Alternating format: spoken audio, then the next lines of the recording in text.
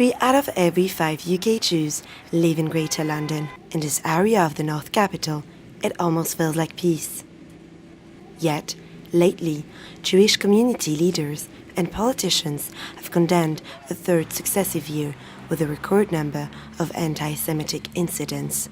We support victims of anti-Semitism who contact us to say they experienced anti-Semitic assaults or abuse or harassment. In 2018 we recorded 1,652 anti-Semitic incidents. These were all incidents where there was some evidence of anti-Semitic language or targeting or motivation. Rabbi Sands has lived in many countries, and he admits that so far the UK has been the least welcoming one toward Jewish people.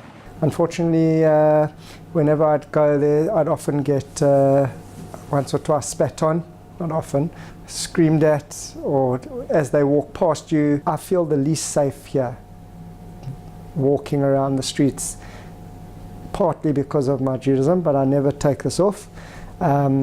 But I felt much safer in America, I felt much safer in Israel, and I felt much safer in South Africa. The insecurity felt by the Jewish community has partly increased in the past few years over Labour's anti-Semitism row. British Conservative Lord Strack Pollock explains how anti-Semitism differs between the two main parties in the UK. The difference is that it's not institutional in the Conservative. There'll be pockets of individuals maybe, and the fact you can think about those, whereas what's happened in the Labour Party is that ilk, that group has taken over the party, so the anti-Semitism there becomes institutionalised, and that's the difference. So yes, of course there's some in the Conservative Party, but the internal Labour row over anti-Semitism has dragged on for nearly 3 years, and while the Labour movement was originally supported by the Jewish community, many British Jews are now deeply wary of the party. Ron Phillip from Labour Against Anti-Semitism believes making the party a safe place for Jewish people is a top priority. We initially got together to report some high-profile anti-Semites on the left wing in the UK, and expected our job would be completed within a few months. Unfortunately, 2 years later, anti-Semitism is even worse in the party. It's got to a stage now where it's arguably institutional within the very processes and very fibres of the party itself. And unfortunately the work continues. We've got a huge backlog of data to process. We've got huge 10,000 screenshots which we still have to go through and identify whether the people posting those screenshots are Labour members, where they're based, etc., etc. Jeremy Corbyn's name has been on the front page of Jewish newspapers a lot lately.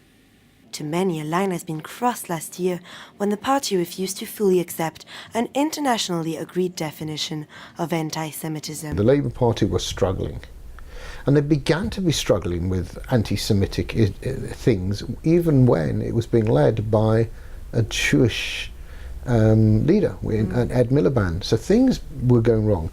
And then when they lost the election, things were a mess. The centre of the Labour Party was falling apart, and out of the blue, or out of the red, you get Jeremy Corbyn elected as leader of the Labour Party. This is a man of the sort of far left, Marxist type of campaigner. A framework to ensure there is no racism whatsoever at any place or any level in our party. I think the party will come together around that.